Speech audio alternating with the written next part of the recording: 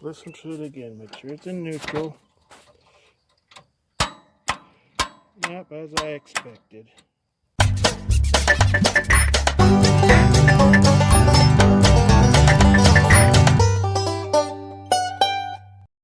Hello everybody, it's Randy here from Jacob's Triangle. Welcome to the channel. Well, today I thought that I'd come out here and get the John Deere and do a little work. John Deere let me down. Let me give you a listen to what it is that Johnny's doing here.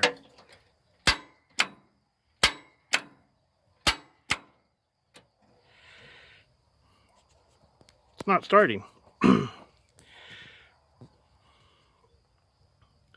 So that means that most likely that my starter solenoid is failing, or that it's not kicking out far enough to engage the starter.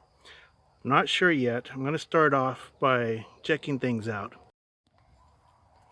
Okay, so the first thing that I did is, of course, you open the hood, because if you're having trouble, you always have to open the hood.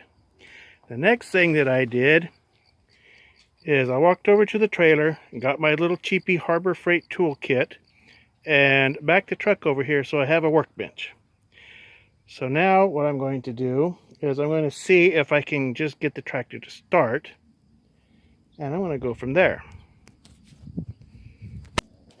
Now I have tried using the starter tuner kit right here, and giving it some little love taps to try to get the starter to kick over, and that has been absolutely fruitless.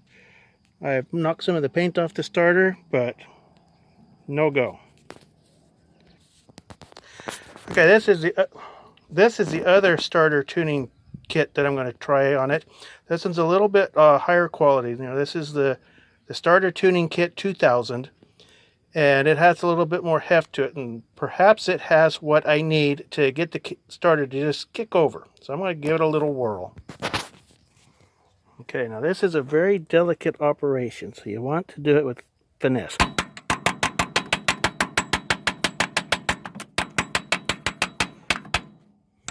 Okay, let's see if we get the clickety clickety clickety still. Yep.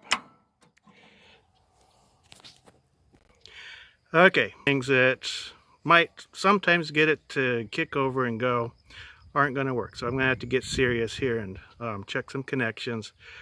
And if checking the connections doesn't get it to go, then I'm going to have to pull the starter off and see if there's something that I can clean up on it to get it to go. So I'm going to start with some battery cables. Okay, I got the battery cable loosened up. Let's take it off. Take a look at it. Could be scrubbed up a little bit, but it's not in the post. Post looks okay. Doesn't look like that's a problem. I'll go ahead and clean it up anyways, just to be sure. But I don't think that's the problem. Okay, check out the high quality battery clamp brush that I have to use. This is the one that lives on the tractor, and I think it's probably time for it to be retired and replaced with something that's a little bit hairier. Let's check out the clamp now that I've cleaned it up. Okay, as you can see, the post is nicely cleaned up, and despite the not very hairy brush, the clamp's cleaned up. So all we got to do is put it back on, get my wrench and tighten it up. Do that. Okay, I got my wrench, so we'll tighten it up. See which way the best way to go.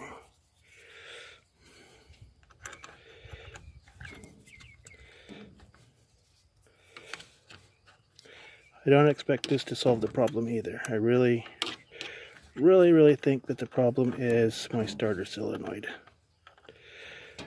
But we'll start with the basics, like throwing your wrench down. Okay, throwing your wrench to the ground is always good to get you a little bit of exercise. You gotta do your squats to get your wrench off the ground.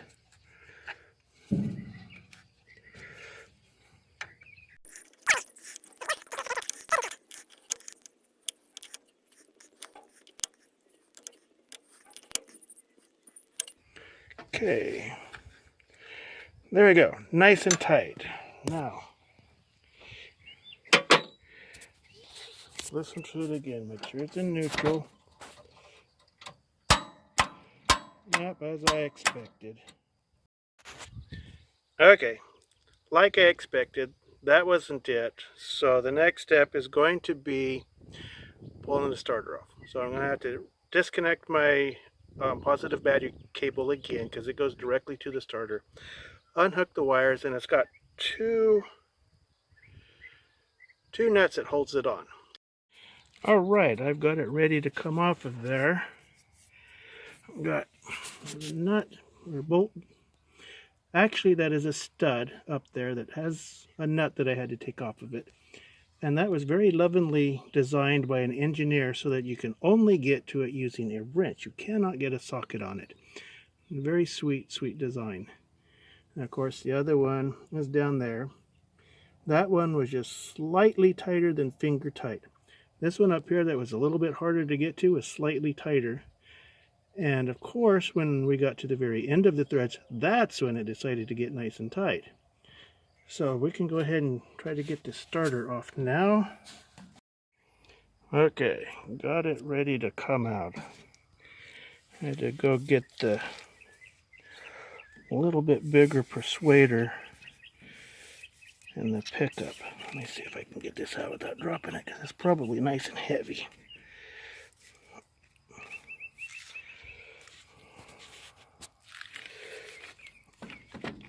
Yep.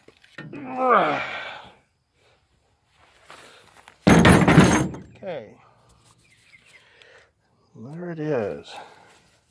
In all its glory. And it looks pretty crusty here on the end.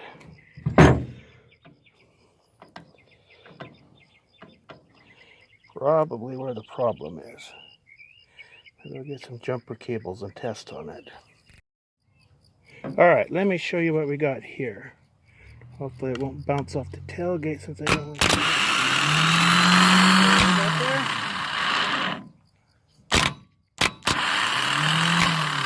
Now if we would do that in the tractor, it would start. I think it's probably just that it's a little bit crusty, needs to be taken apart and cleaned up. Since it does work, I think it's all that I'm going to need to do, which is good. Okay, what I did is hold still. Oh, I got stuff in the way. Use the screwdriver just to tap it a little bit to get it loose. Looks like I have to take that off and fight with it.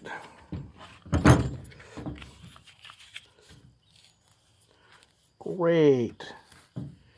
I gotta take the end of the motor off to get the cap off. Loveliness.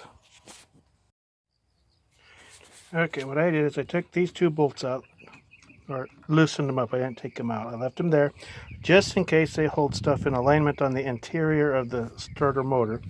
And now I should be able to slide that right off of there. There we go.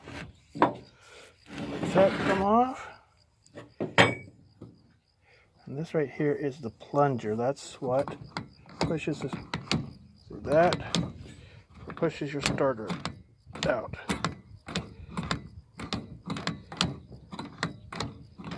So I'm going to check things out here and see what looks like it's gumming up and making things not work. Alright, here is the fully exploded starter motor. And this here is the plunger that pushes the gear out to engage the flywheel to start. And when it pushes out, it makes contact to give power to the starter so the starter will turn. I think what's happening is because this is kind of dirty, it's probably hanging up in there. And it's not going out enough to make contact here. So the starter's not starting. So I'm going to clean that up and clean up the board that it runs in and put the starter back together and see what happens.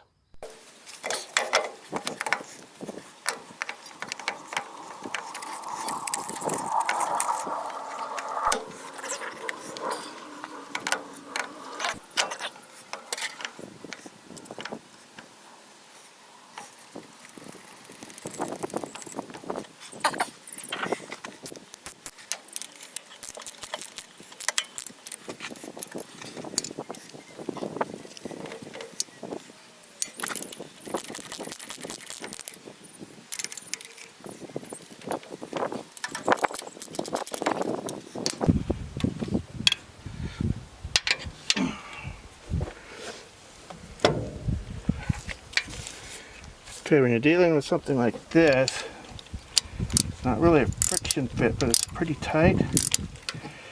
You want to get it so that it slips in there on its own instead of trying to force it with the nuts. That's why I backed that top one off, because it was tilted just enough that it would have been an issue. I had to force it in. There. Tighter than hand tight now. Okay, starter's in, wires are hooked up, hook the battery back up. Time to give it a test. See what happens.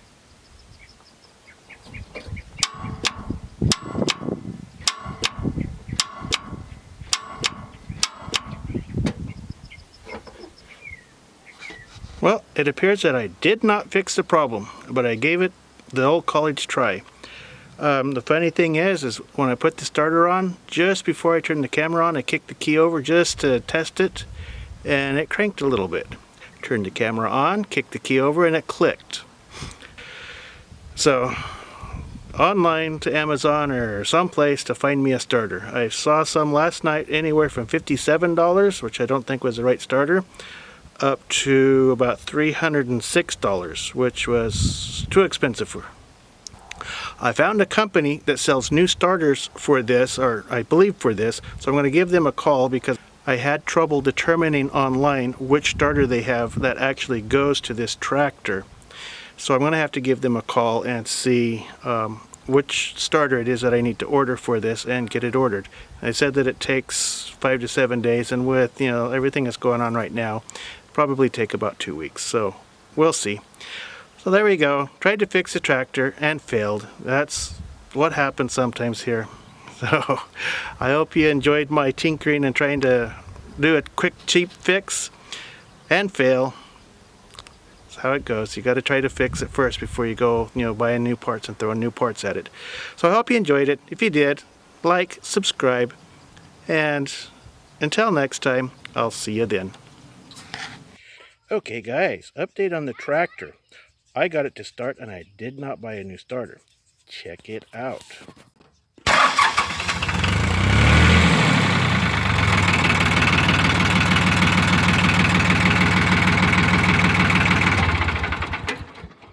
Okay, so what did I do? Well, it was bothering me, for one, because it's difficult to find a starter for this. And two, it bothered me that when I had it on the bench and I was testing it with the jumper cables, it worked fine. So I decided I would try to pull the starter out again and see how it would work just in the tractor, and it did the same thing. It'd click, push the starter gear out, but it would turn over. So I checked things out, and where the starter mounts into the bell housing is rusty, and the outside edge of the starter is rusty. So I thought, try to clean that up and see what happens. Maybe it's actually a bad ground. So I cleaned that up, both sides, put the starter back on. Vroom, started right up. So it was a bad ground. So there we go. For now, my starter's fixed, my tractor's fixed. I can start it up and I can get some stuff done, which is good because I got stuff to do. Thanks for stopping by. I hope you enjoyed the video. And until next time, I'll see you then.